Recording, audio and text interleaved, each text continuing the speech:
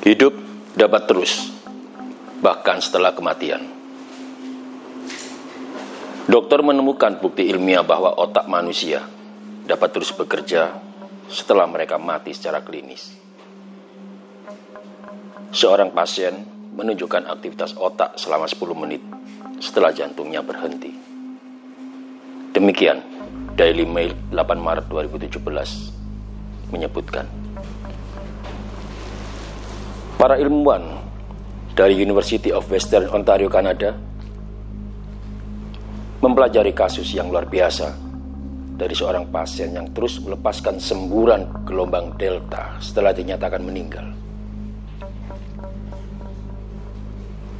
Gelombang delta didapatkan pada kondisi tidur nyenyak.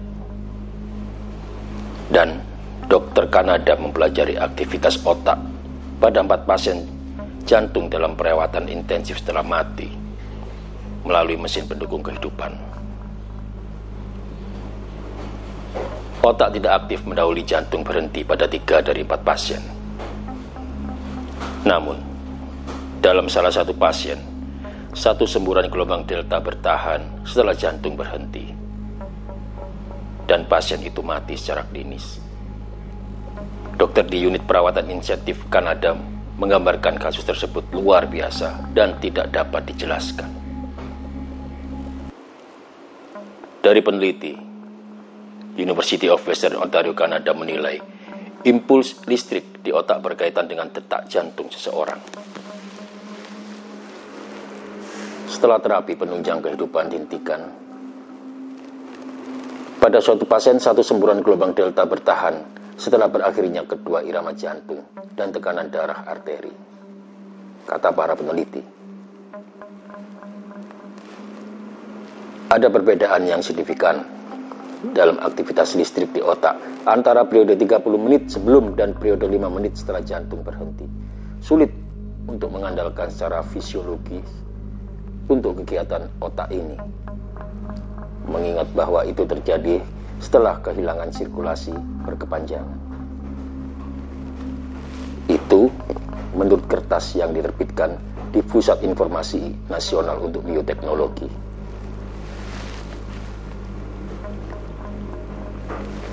Pada 4 pasien, rekaman otak mereka yang sangat berbeda menyarankan bahwa semua kematian adalah pengalaman yang unik. Percobaan ini menimbulkan pertanyaan sulit tentang kapan seseorang mati, dan karena secara medis dan etis, kapan yang benar untuk menggunakan mereka sebagai donasi organ.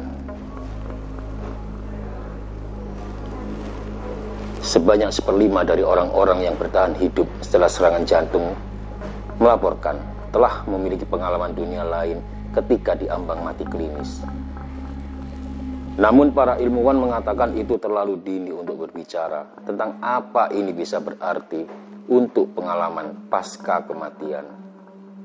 Terutama, mengingat itu hanya terlihat pada satu pasien.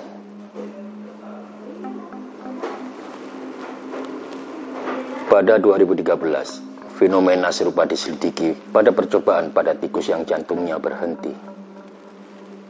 Penelitian yang diterbitkan dalam Proceeding Jurnal National Academy of Science mengungkapkan tikus memiliki ledakan aktivitas otak 1 menit setelah dipenggal.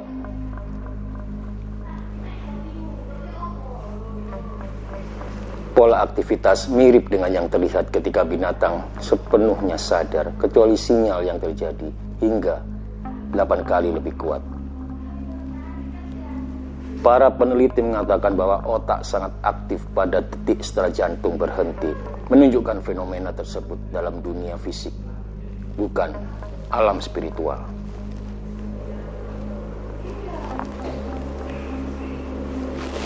Ini menunjukkan bahwa diambang kematian mendorong otak untuk sadar tentang tingkat tinggi berpotensi memicu visi dan sensasi yang terkait dalam pengalaman mendekati kematian. Orang menyebutnya NDA. Dan sebanyak 1/5 dari orang-orang yang bertahan hidup serangan jantung melaporkan telah memiliki pengalaman dunia lain ketika diambang mati klinis.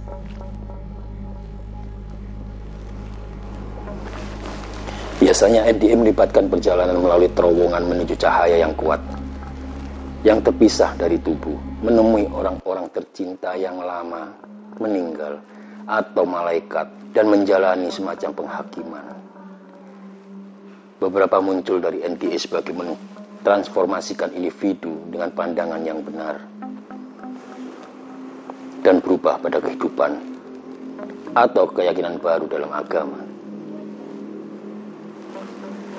Tapi banyak ilmuwan percaya pengalaman mendekati kematian tidak lebih dari halusinasi yang disebabkan efek dari otak yang sekarat.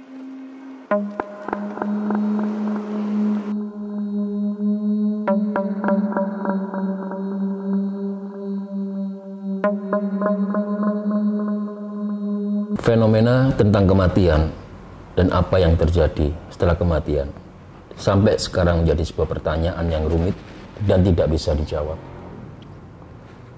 Dari tingkat medis, itu mungkin membuat sebuah blunder. Tapi pegiat spiritual mampu menjawab itu semua. Bersama saya, KRK, kita akan melakukan sebuah aktivitas untuk mencari tahu tentang sebuah perjalanan setelah kematian. Ya, Ki Suling, ya, gimana? Setelah kematian itu ada yang namanya dunia lain ya. Dunia yang lain yang berbeda dari dunia yang sekarang kita tempati atau dunia yang sekarang kita lihat. Jadi ibaratnya dunia tumpuk ya, dunia tumpuk antara dunia yang lain.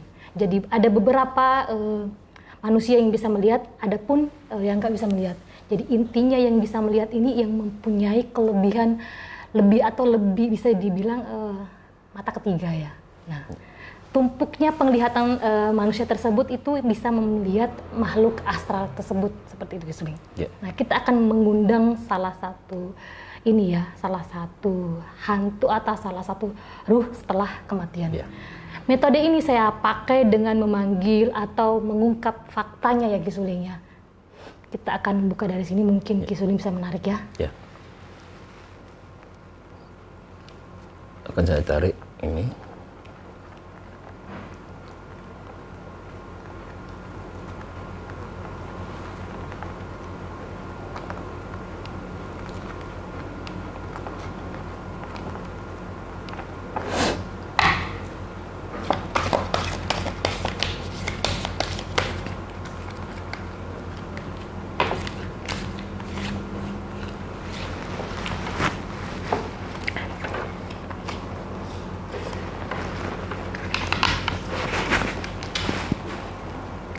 Di kanan ada satu ruh, kiri ada yang sebelah kanan ini ada seorang wanita, sebelah kiri ada seorang pria, sebelah depan saya ada anak kecil, dan sebelah kiri sana ada yang tinggi besar.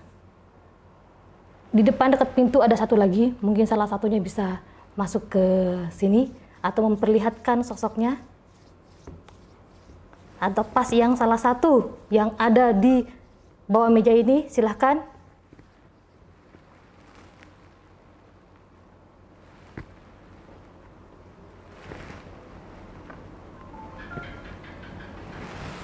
Oke.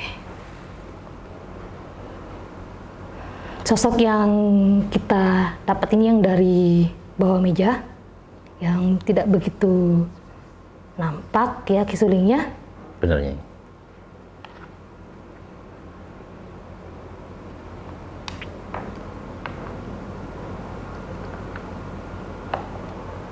Yaitu sosok pocong.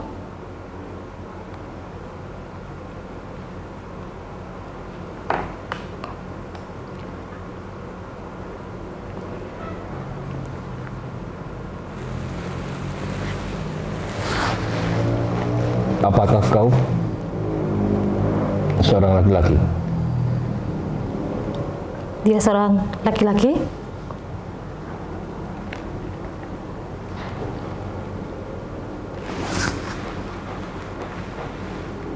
Bagaimana kamu meninggalnya? Wabah.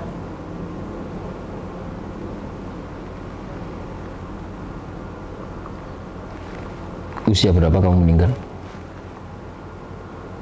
52. Apakah kau berasal dari daerah sekitar sini? Daerah Bluru.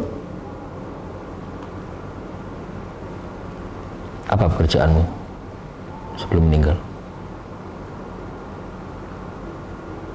Guru pabrik.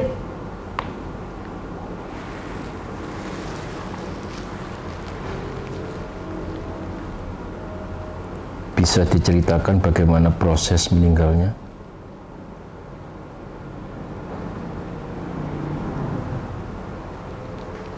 Hanya dunia yang tahu. Apakah engkau juga melewati semacam terowongan begitu untuk menuju ke dunia kematian? Ya. Apakah terowongan itu dipenuhi dengan asap dan cahaya? Saya masih ada di dunia kalian.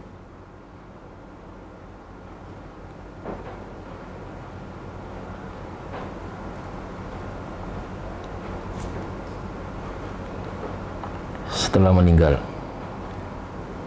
apakah arwahmu juga masih ada di sekitar rumah? Lupa akan rumah.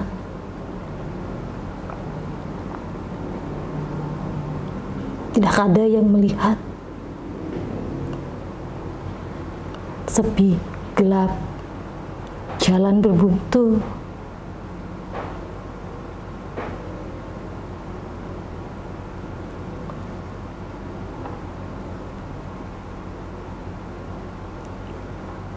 Apakah engkau bisa juga melihat arwah-arwah yang lain? Banyak. Dan meninggal dengan sebab yang sama? Bahkan kau punya tetangga. Bisa ceritakan? Seorang anak laki-laki bersama bapaknya.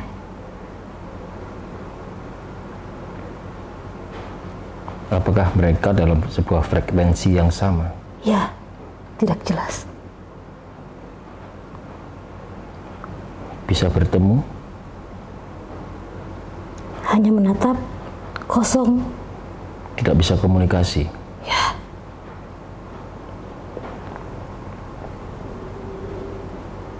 Apakah hidup dalam semacam gelembung? Ya.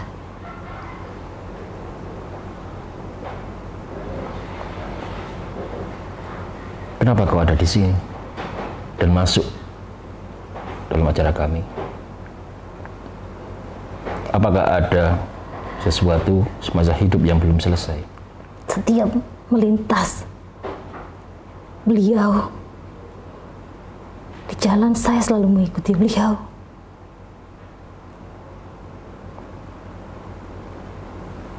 Agar bisa berkomunikasi.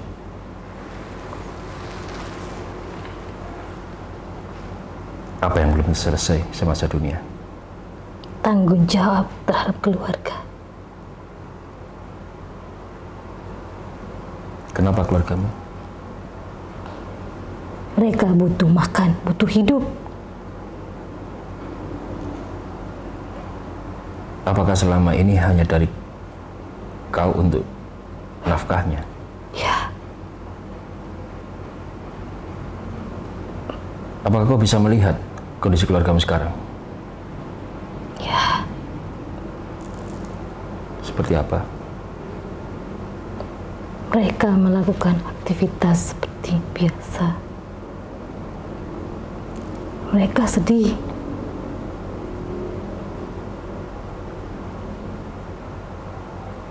Mereka menunggu.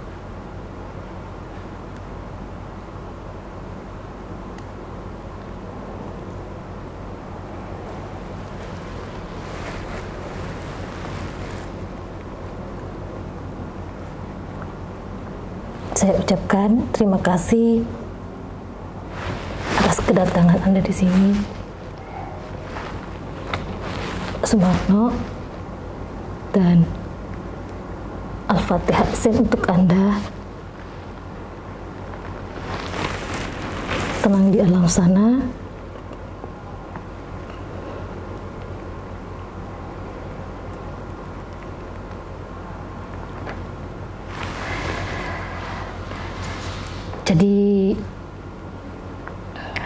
hantu ini bersembunyi di bawah kolom-kolom. Jadi wafatnya karena wabah dan agak takut dengan cahaya. Jadi beberapa kali saya melihat beliau emang ini di beberapa tempat. Tapi saya tidak begitu menghiraukan Ki Suling karena yang tampak memang agak banyak, tapi dia yang sering mengikuti saya, cuma mengontak, tapi saya nganggap seperti biasanya aja gitu loh. Maksudnya ya seperti biasa saya melihat sosok-sosok seperti itu.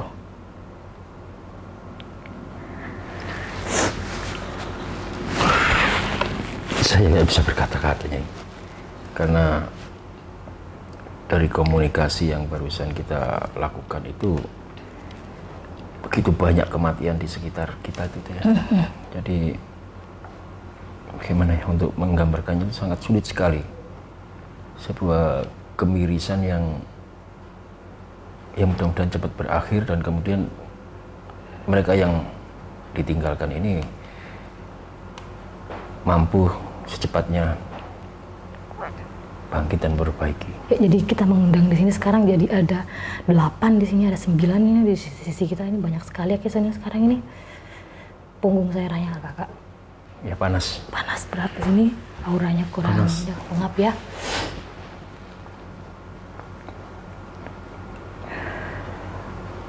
Banyak sekali kejadian mendadak dan kematian yang mendadak yang ada di sini.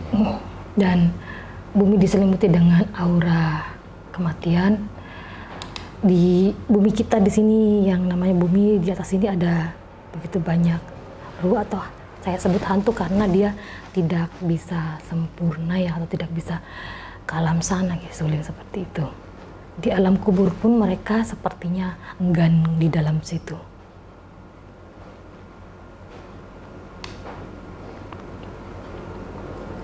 Mungkin kita akhirnya. Oke. Soalnya saya nggak mampu meneruskan untuk proses komunikasi semacam ini. Ini banyak sekali yang mau masuk untuk komunikasi atau untuk berbicara dengan kita yang ada di sini semua, dan mereka punya masalah yang begitu banyak sekali. Dan kenapa saya ngambil tema ini Ki Suling ya, dan mungkin ya manusia itu sebenarnya punya banyak masalah, mereka juga punya banyak masalah, dan mereka itu nggak punya tempat untuk mengadu atau berbicara atau mengatakan apa yang mereka rasakan di sana. Siapa yang bisa mereka lalui atau siapa mereka temui yang ada di bumi, dan apa yang harus diomongin seperti itu kepada manusia yang masih hidup.